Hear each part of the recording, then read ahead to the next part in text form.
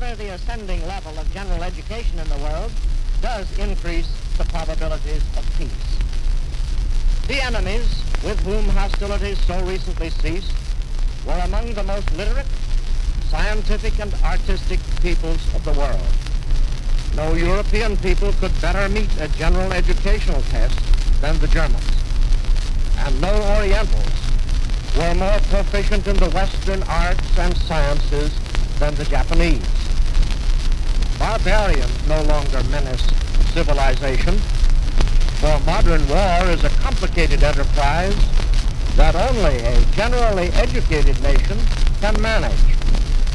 Hence the paradox that a people is to be feared in direct proportion to its education. What will it profit a world to perfect itself in every science and art if it does not learn how to keep the peace? What can education contribute to that end? I should not suppose it is open to question that when two nations have the same general outlook on life and are cultivating the same kind of civilization, improved education helps to improve their relations. Understanding in specific problems is made easier between people who begin with the same underlying general assumptions. Our closest rivalry and most frequent and vital collisions of interest in the past 100 years have been with the British Empire, but they have been composed by negotiation, or in extreme cases by arbitration.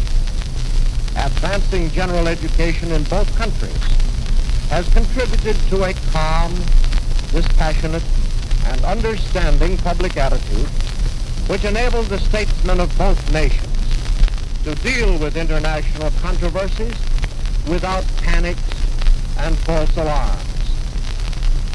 But the real test of our public education comes when we find our interests conflicting with such a people as the Nazis or the Soviets. Between the present relations of Russia to the world and those of Nazi Germany at about the time of the Austrian Anschluss, to make one feel very uneasy, lest in time they be similarly climaxed by a world catastrophe.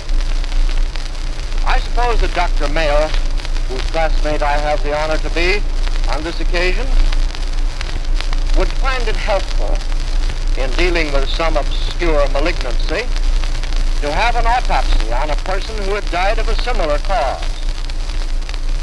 In our dealing today with aggressive totalitarianism, we do have the benefit of a post-mortem examination at the Nuremberg trial of the causes and progress of totalitarian aggression. Captured records and witnesses laid bare the inwards of the police state and its methods of aggression. Now I am often asked, has Germany learned its lesson? I cannot be sure that she has. But the question that ought to concern us the more is whether America has learned its lesson. As a matter of fact, the United States is no more prepared intellectually to understand the problem of Russian expansion in Europe than it was to understand the Nazi expansion. And it is not much better prepared to resist the program. The reason is not far to seek. When we finally found ourselves in a struggle against the Nazi system, we accepted as allies any who also were fighting against the Nazis. It did not matter to us, in the haste and pressure of the moment, that the cause of their hostility and their aims in victory were not the same as ours. Instead of recognizing, as the Russians did recognize, the opportunistic nature of our alliance with them and its illogical nature as a long-range matter, we sought to cover up our differences with bromides, which never ought to have appealed to an educated society. The sedative we took to overcome any tendency to analyze our strange partnership was the bipartisan slogan that we were all one world.